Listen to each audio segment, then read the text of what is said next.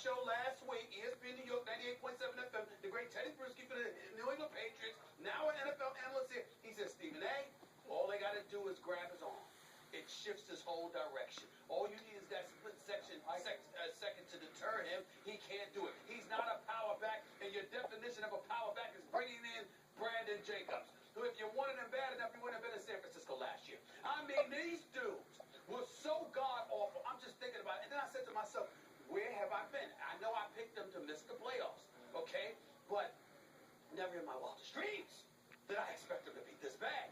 You got a situation, you're 0-3, you've been outscored 115 to 54, you're averaging 38 points, surrendering 38 points. On average, since 6-2 start last year, you've lost 8 of your last 11 games. You got a 1-5 record over your last 6 games where you're averaging giving up 31.5 points.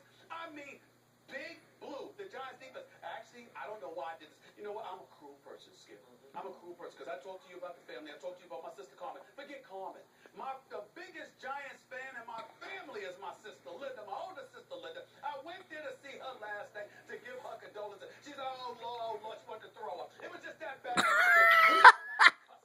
seeing this level of ineptitude from the New York Giants. And I understand 0-3 doesn't mean that they're done because we see how weak or sporadic that is, the NFC East is. But I dare say they're done. I picked them to miss the playoffs anyway, and they've given me every indication. Skip, when I picked them to miss the playoffs, in no way did I think they would be this bad. This bad. Skip, they've got no pressure from the defensive line. They don't have a pass rush. The only dude that penetrated the backfield for Carolina was Linval Joseph. Justin Tuck, he's been sporadic. JPP had it. He out there? I'm serious. No, compared to JPP, he's out there. Compared to JPP, he's out there. The only dude that had a sack was Matthias Kawanuka. Okay, you look at everything. Their linebackers are virtually non-existent. Their pass rush is non-existent. Their running game is non-existent. Their offensive line is beyond non-existent. But Quarterback to spare Eli Manning of the assault that has been generated towards him. I'm looking at the New York Giants. It is a flat-out disgrace. nobody blames Eli Manning. That's funny. So bad. I'm looking at Tom Coughlin, and all I could think about was sympathy. Poor man, God bless him and his family. Your brother just passed away a few days ago. You show up to work anyway, trying to do your job, only to be subjected to... I don't know about you, kid, but the offensive line doesn't score points. I don't know what else to say. I mean, they got beat down, bum rushed, stomped on, and straight out pumped by the Carolina Panthers for the second year. It's just horrible. Just horrible. Well, I'll answer the question. Your Giants are D-O-N-E, done. Done. And yet, I will remind you, on Friday, we both picked your Giants to win this football game. And by the way, at kickoff, your Giants were a slight betting favorite in this game by 1.5, just for perspective here. And I will tell you, I did watch this whole game. And early in the second quarter, I thought your Giants were still going to pull it out. They were down 7-0. Cam threw a horrendous interception to Aaron Ross. And on the next play, David Wilson bolted left in for a touchdown. And it was called back because of holding on Will Beatty. That's right. Whoever Will Beatty is. Will Beatty. Okay. Then I thought it was 7-7. Here come the Giants. And from that point, your Giants obviously got annihilated. So here's the irony to me. I later watched a lot of the Jets game. The Jets now have exactly what the Giants used to build their 2 Super Bowls on. Number one, the Jets have a hellacious good offensive line. Geno didn't even get touched yesterday by the Bills. That's right. Who can really bring it in their pass rush. Yes, sir. And the Jets now have, I'd say, a top 2 or 3 in the NFL. Front 7 on defense. Oh, that's big really time. good. It's big time. Big time. And this kid, Sheldon Richardson, I know, that's what I'm saying. He's Well, those are the 2 things the Giants no longer have. Why did Eli, and I kid him, but again, for Eli Manning to wear 2 Super Bowl rings is beyond comprehension to me. Because we have some of this going on in both games. But what saved Eli in both those games? What allowed Eli always to be Eli? Look, and the defensive front was just locked down. It was shut down. And I'm going back to Strahan and company, but even in the second Super Bowl against New England, boy, they were really good. Tom Brady had a hard time. That was a long, hard game for Tom Brady and company. So, Stephen A., all of a sudden, the Giants have neither.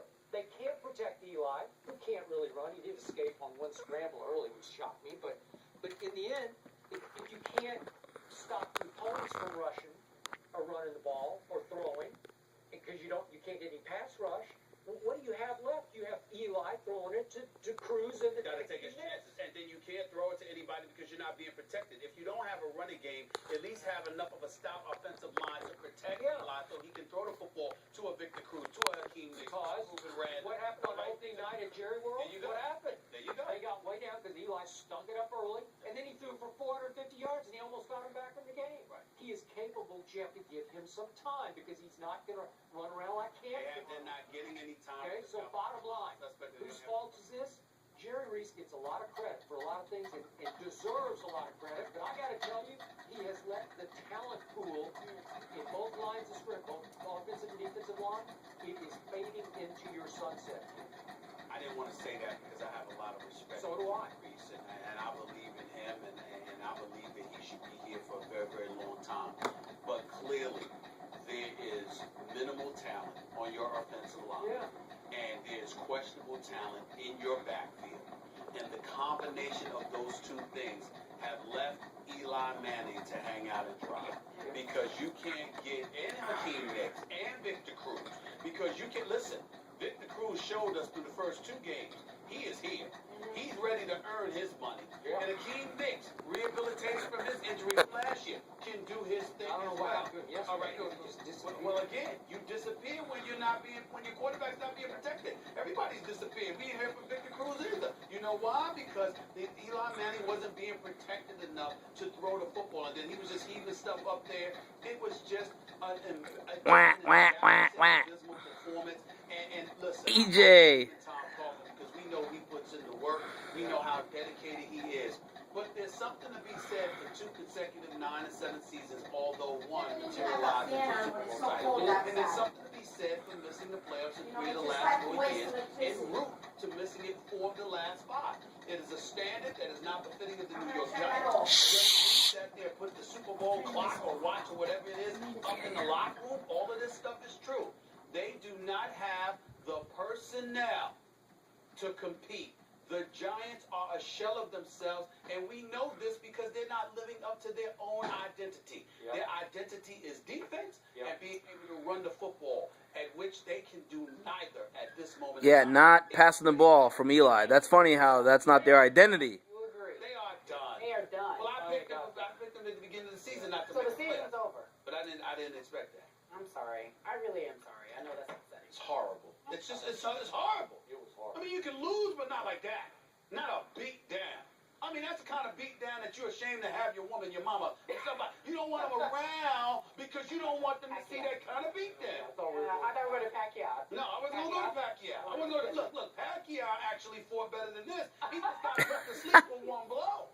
I mean, this was a beat down from start to finish. And by the way- Pacquiao was in the fight, possibly winning, and just got caught. The Well- Giants got beat down from start to finish. And Coughlin said he couldn't question their effort, but I got to tell you, Yeah, I second do. half, They quit. Yeah. They quit in the second half. Yeah. Coming up next, folks, RG3. By the way, hold on. 3-0. Yes, I darling. don't know if y'all noticed. I noticed. I look Somebody good should today. get. The only reason I'm bringing it up is because Come on. since y'all had mentioned it, Yeah.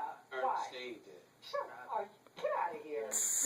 He stops the show to say he looks good. No. I stopped the show to tell y'all that Ernestine said I look good. Of course she said you look good too. No, she I just did want you. not. Yeah, she did. It's right here. Skip, I can read it to you if you want.